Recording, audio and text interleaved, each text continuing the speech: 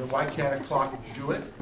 If a lion can spin a gate around, then why can't a lion just go through it?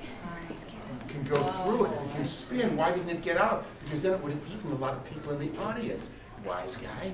You know, and we don't want that to happen because then Severance Hall gets sued for liability. And so your parents would want money for you. Why would you get out? What? Why would you get out in the end?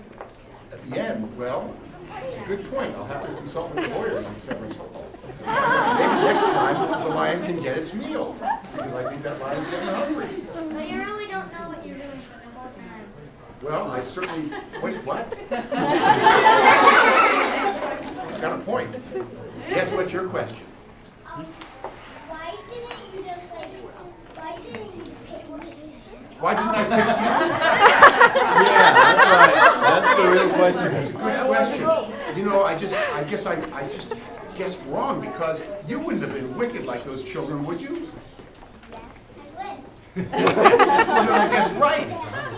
Well, you know, maybe next time I'll pick you. Maybe you weren't wicked enough.